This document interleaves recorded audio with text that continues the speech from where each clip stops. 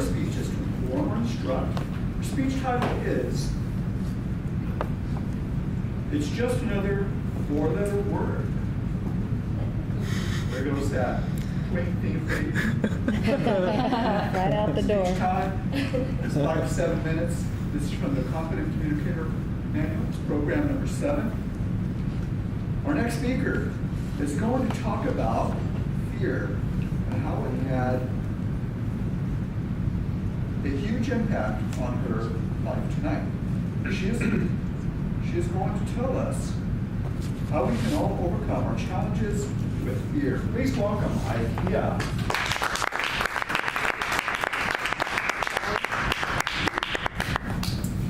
Thank you, Madam Toastmaster. Madam.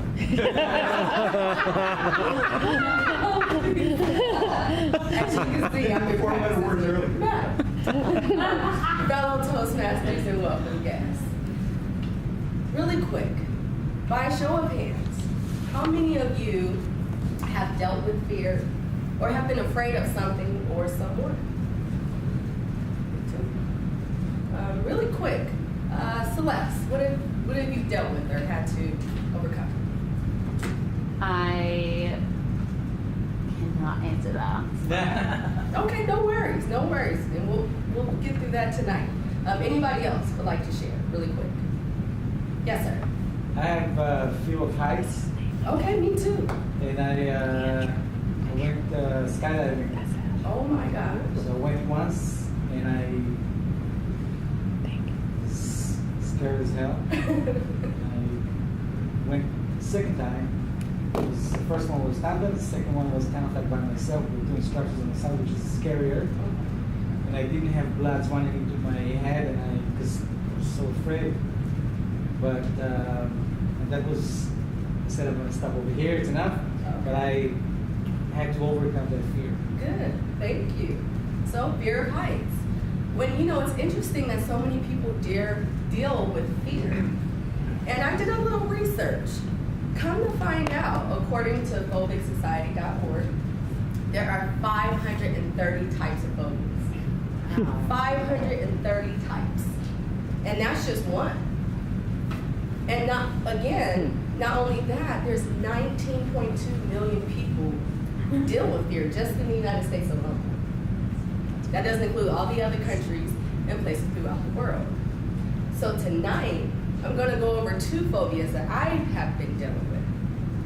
And the first one is fear of failure. Now this stems from my childhood. I grew up with a lot of fear. My parents, they fought a lot physically. We were homeless. There were times when we didn't eat. There were times where we weren't sure we were going to live. And on top of that, they both had drug addictions. So it was very rough. And seeing my parents go through that, in my perspective, showed me that they failed in a way. And this is my belief, of course. I believe that as a parent, your job is to protect and to provide.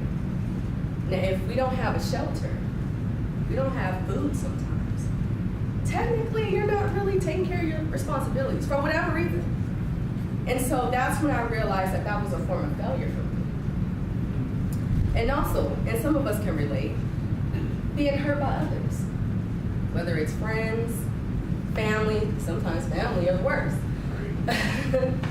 And that has also given me a fear of failure. For example, I had a good friend, good college friend, and we would talk about our hopes and our dreams, and we also came from humble beginnings. And we talk about the things we would do, and one day she just felt like I was weak. And I was such a follower, and she doesn't deal with type of people like that. Now this is a friend of mine, somebody that I cherish dearly. And unfortunately, that also gave me a fear of failure because I thought in my eyes that I was doing pretty good for myself. And so I took on her beliefs, okay? Second, fear of unknown. Now, this started again as I was a child. Growing up, we weren't taught values. We weren't told that it's important to have a solid foundation so you can go through life, much easier than others. So I had to learn things along the way, which is fine because I'm much more wiser. I have so many more experiences that has helped me become who I am. But on top of not having a roadmap through life and just going with the flow, some of you know, my sister passed away out of the blue. And that has really given me the fear of unknown. And the crazy thing is, she actually knew she was going to pass away. She came to me and said, Kia, I had a dream, I had a vision, and I'm not going to live too much longer.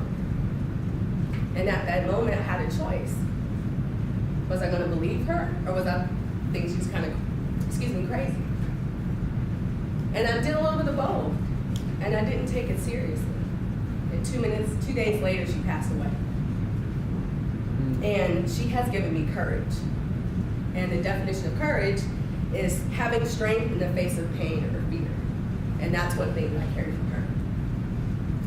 And recently, I've done a workshop called Momentum Education. And it has made me more aware of myself, how I view people, and how I view the world. And they force you to dig deep, physically, verbally, about different relationships. And it has made me a better person, and because of that, I've changed my perspective. And out of everything that I told you, I just want you to remember that there are basically 3 things you need to overcome your fears. That's courage, however you get that, whether it's through a passing of a loved one or going through certain situations. Taking a risk, going to this class was a big risk, but it helped me in the end. And most importantly, never give up. Don't ever, ever give up. So I want to leave you with a quote from Michael Jordan. And it says, I've missed more than 9,000 shots in my career. I've lost almost 300 games. 26 times I've been trusted to take the game-winning shot, and I've missed. I failed over and over and over again. And that's why I succeeded. Thank you.